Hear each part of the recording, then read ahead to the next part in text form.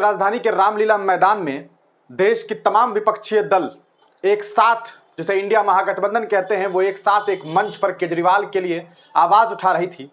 उस दरमियान ये देखा गया कि उस मंच पर अखिलेश यादव जी भी वहां पर मौजूद थे और उसी वक्त उत्तर प्रदेश में अखिलेश यादव जी के साथ खेला हो गया है।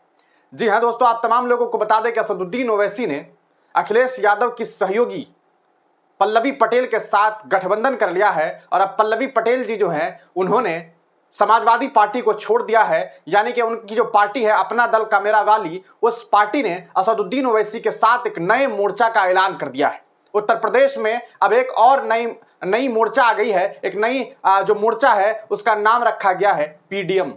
आप तमाम लोग जानते हैं कि अखिलेश यादव जिस मोर्चा की बात करते हैं उनका नाम पीडीए है, वहीं अब उनके जवाब में पीडीएम एक नया मोर्चा बन गया है और अब असदुद्दीन ओवैसी ने पीडीए के साथ जो है पल्लवी पटेल के साथ मिलकर के पीडीए महागठबंधन के तौर पर एक गठबंधन पेश किया है। उनके गठबंधन का नाम पीडीए जो है उसका मतलब है पिछड़ा, दलित, मुस्लिम।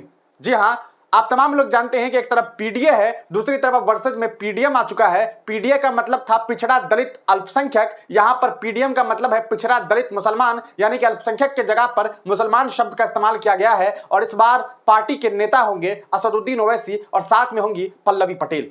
बात करें पल्लवी पटेल कौन है, तो पल्लवी पटेल जो है वो अपना दल, एक दल हुआ करता था अपना दल, जो अब टूट चुका है। एक अपना दल कमेरा वाली है और एक अपना दल जो है वो इनकी बहन, यानी कि पल्लवी पटेल की जो बहन है वो अलग तरीके से भारतीय जनता पार्टी में है।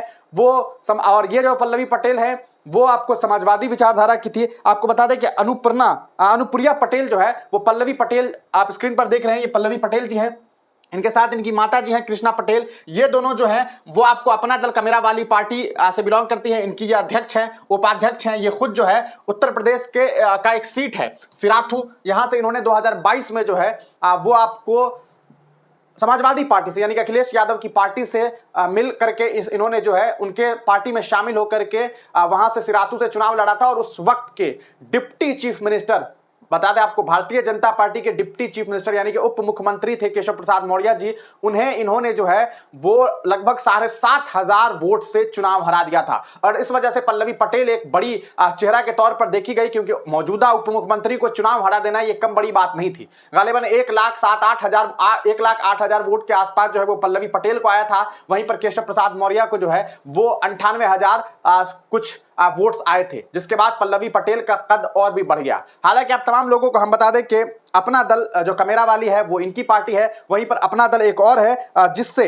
अनुप्रिया पटेल है। अनुप्रिया पटेल की बात करें तो वो भारतीय जनता पार्टी में अभी साथ में है। उन्होंने 2014 में भी मिर्जापुर लोकसभा से चुनाव जीता था। उसके बाद आपको बता दें कि 2014 के बाद जो है वो 2019 में भी वो भारतीय जनता पार्टी से चुनाव जीत चुकी है। अगर अपना दल के बारे में बात करें, जिस दल से ये ताल्लुक रखती हैं, तो इस दल के जो फाउंडर थे, इनके फादर थे, जिनका नाम आप तमाम लोग जानते हैं, सोनलाल पटेल जी हैं। सोनलाल पटेल बहुत बड़ा चेहरा थे एक वक्त में। उन्होंने जो है बीएसपी यानी कि बहुजन समाज पार्टी के वो फाउंडिंग मेंबर में से रहे हैं। फाउंडिंग मेंबर यानी कि जब बीएसपी जब पार्टी बनी थी तो उस वक्त वो उस पार्टी को बनाने में एक बड़े मेंबर के तौर पर थे। उसके बाद उनकी विचारधारा अलग हुई, उन्होंने एक अपना दल बनाया और वो भी अपना दल जो है वो 2 दलों में टूट गया 2014 के आसपास। और उसके बाद पल्लवी पटेल और अनुप्रिया पटेल जो है वो दोनों अलग हो गई है, तो दोनों बहन, लेकिन दोनों ही अलग अलग दिशा, अलग अलग विचारधारा में है। लेकिन अब सवाल ये उठता है कि इस गठबंधन से असदुद्दीन ओवैसी की पार्टी को कितना फायदा होने वाला है और क्या असदुद्दीन ओवैसी की पार्टी जो है वो अब इंडिया महागठबंधन को एक करारा झटका देने वाली है। इस गठबंधन के बाद तरह तरह के सवालात हैं। कुछ लोग ये सवाल कर रहे हैं कि असदुद्दीन ओवैसी को कहीं भारतीय जनता पार्टी ने तो नहीं भेजा है,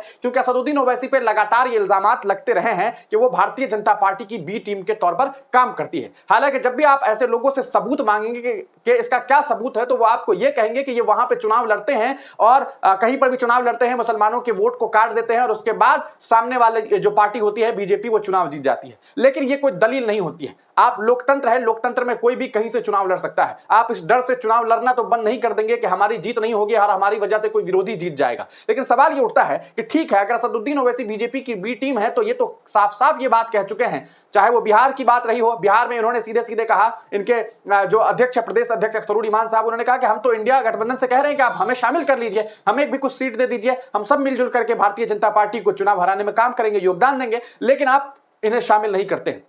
आप वीआईपी को शामिल कर लेते हैं बिहार में, आप जो है अलग अलग छोटे छोटे दल जिनका कोई बिसात नहीं है, जिनके एक मेंबर भी चुनाव नहीं जीते हुए हैं, उन्हें आप पार्टी में शामिल कर सकते हैं। लेकिन एक मुसलमान लीडर को यह कहकर के आप पार्टी में शामिल नहीं करते हैं कि ये अगर आएंगे, अगर इन्हें हम ले लेंगे तो उनका वोट बैंक खराब हो जाएगा। शायद ये नीति रहती है, इसी वजह से इन्हें जो है गठबंधन में शामिल नहीं किया गया। उत्तर प्रदेश में भी यही हुआ, इन्होंने सीधे सीधे ये बात कही थी कि अगर अखिलेश यादव जी हमें कुछ सीट्स दे दें तो हम वहां पर जो है गठबंधन के साथ चुनाव लड़ेंगे। बाद में देखा गया कि अखिलेश यादव ने इस प्रपोजल को जो है वो दरकिनार कर दिया, और यही वजह थी कि अखिलेश यादव के दरकिनार होने के बाद जो खुद अखिलेश यादव जी की पार्टी में थी पल्लवी पटेल जी, आप तमाम लोग जानते हैं कि 2022 में जो है इन्होंने सिराथू सीट से चुनाव जीता। लेकिन अब इनका यह आरोप है कि अखिलेश यादव जी ने यह सीधे सीधे कह दिया कि भैया हमने आपके साथ गठबंधन जो किया था वो किया था विधानसभा चुनाव के लिए, लोकसभा चुनाव में हम आपका साथ नहीं दे सकते, यानी कि हम लोकसभा में आपको सीट नहीं देंगे। और यही वजह है कि इन्होंने अपनी माता कृष्णा पटेल के साथ और तमाम सहयोगियों के साथ जो है ये फैसला लिया कि हम पीडीएम बनाएंगे।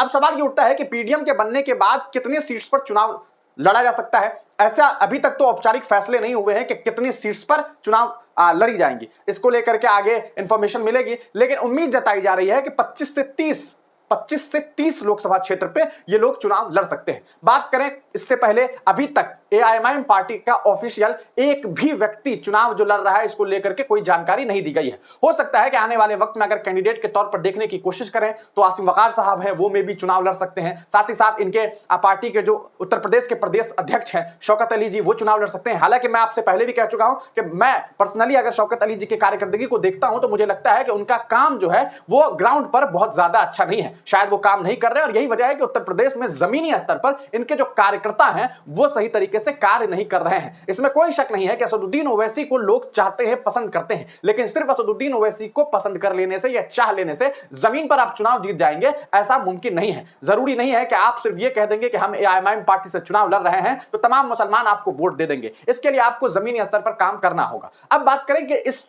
गठबंधन का फ्यूचर क्या देखने को मिलता है। अगर असदुद्दीन ओवैसी साहब के पूर्व में किए गए गठबंधन को थोड़ा सा ध्यान दिया जाए तो मुझे लगता है ओवैसी साहब गठबंधन के मामले में थोड़े कच्चे खिलाड़ी हैं। यही वजह है कि बिहार में भी इन्होंने गठबंधन किया और वो गठबंधन चुनाव तक ही सीमित रहता है, उसके बाद गठबंधन खत्म हो जाता है। ऐसा ही उनके साथ उत्तर प्रदेश में भी पिछली बार हुआ। आप तमाम लोग जानते हैं कि ओम प्रकाश राजभर जी के साथ इन्होंने जो है गठबंधन किया और बाद में ओम प्रकाश राजभर जी भी निकल लिए। साथ ही साथ अगर बात करें और भी कई सारे जगहों पर इनके साथ इस तरह का खेल होता रहा है। तो क्या इस बार भी ऐसा होगा या फिर पल्लवी पटेल जी जो है वो इनका साथ देगी? पल्लवी पटेल जी जब समाजवादी पार्टी में थी, यानी कि अखिलेश यादव की पार्टी में थी, तब ये बहुत सारे मंच को साझा करती थी। वहां पर ये कहती थी कि पीडीए यानी कि जो पिछड़ा दलित अल्पसंख्यक है, जो कि आपको मोर्चा समाजवादी पार्टी का मोर्चा है, यानी कि आपको अखिलेश यादव का मोर्चा है, उनका प्रचार करते हुए ये बताती थी कि ए का मतलब मुसलमान है। लेकिन फिर अगर ए का मतलब वहां पर मुसलमान था तो एक मुसलमान की पार्टी अलग से बनाने की, यानी कि पीडीए के जगह पीडीएम बनाने की जरूरत क्यों आन पड़ी? कहीं ऐसा तो नहीं है कि पल्लवी पटेल जी को ऐसा लगता है कि हमें तो वहां से लोकसभा सीट मिला नहीं, चलो कम से कम मुसलमानों का वोट एकत्रित करने के लिए असदुद्दीन ओवैसी का साथ दे देते हैं और कुछ वोट मिलेंगे, चुनाव जीतेंगे और फिर साइड हो जाएंगे। हालांकि ये एक सोच हो सकती है, लेकिन दूसरी बात यह भी हो सकती है कि मुमकिन है कि पल्लवी पटेल जो है वो असदुद्दीन ओवैसी के साथ लंबा काम कर सकती है। ऐसा एक सवाल एक पत्रकार महोदय ने असदुद्दीन ओवैसी से पूछा भी। असदुद्दीन ओवैसी ने इन सवाल पर यह जवाब दिया कि हमारा ये जो गठबंधन है वो इन फ्यूचर इंशाअल्लाह बेहतर चलेगा और आगे लंबे अरसे तक चलेगा। तो ये एक बड़ी बात है। आप देख सकते हैं ये तस्वीरें वहीं की आपको हम दिखा रहे हैं। आपको हम कुछ और तस्वीरें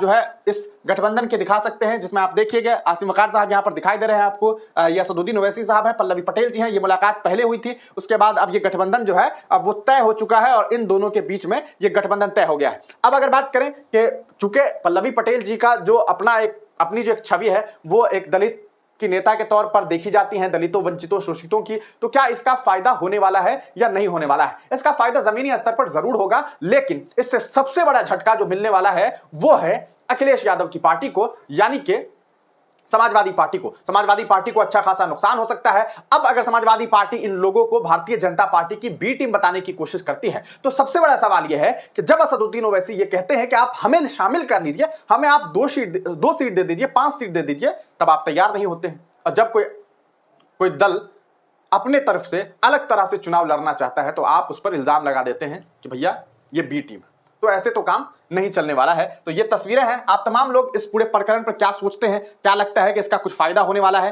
ये आप तस्वीरें देख सकते हैं स्क्रीन पर, जो आज की तस्वीर है आप देख सकते हैं। पीडीएम जो है पिछड़ा दलित मुसलमान, और इस नारे के साथ जो है इन लोगों ने अब चुनाव लड़ने की ठान ली है।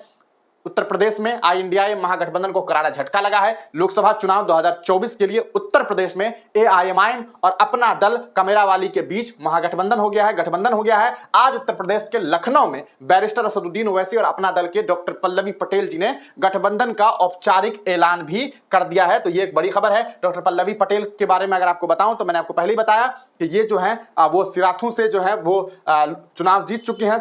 यह आप देखेंगे आगे आज के गठबंधन को लेकर के अभी तक तो इन्होंने इस पर अपने ट्विटर हैंडल पर कोई अपडेट नहीं किया है। काफी लंबे अरसे से ये ट्विटर इस्तेमाल नहीं कर रही है, लेकिन अच्छा ये इनका शायद दूसरा आईडी होगा। खैर आप ये समझिए कि ये गठबंधन हो चुका है। असदुद्दीन ओवैसी साहब ने इसके बारे में जो है अपने सोशल मीडिया हैंडल पर भी जानकारी दे दी है। उनका एक वीडियो भी आप स्क्रीन पर देख सकते हैं। ये गठबंधन के दौरान का वीडियो है, जब आप देख सकते हैं कि मंच पर जो है यहाँ पर आपको पल्लवी पटेल जी दिखाई दे रही हैं, आसिम वकार साहब देख रहे हैं, असदुद्दीन ओवैसी साहब दिख रहे हैं, साथ ही साथ वहाँ के प्रदेश अध्यक्ष जो है शौकत अली जी हैं, वो भी आपको यहाँ पर दिखाई दे रहे हैं। ये एक गठबंधन हुआ है। तो आप तमाम लोग इस गठबंधन पर क्या कुछ सोचते हैं? क्या लगता है कि इस गठबंधन का कुछ पॉजिटिव रिजल्ट आने वाला है, या फिर इसे आप एक गलत गठबंधन के तौर पर देख रहे हैं? आप तमाम लोग अपनी राय कमेंट सेक्शन में दीजिएगा। तब तक के लिए दीजिए इजाजत। आगे इससे रिलेटेड और भी बहुत सारे अपडेट हम आप तक पहुंचाते रहेंगे। तब तक के लिए चैनल को जरूर सब्सक्राइब कर लीजिएगा। वीडियो देखने के लिए आप तमाम लोगों का बहुत बहुत शुक्रिया।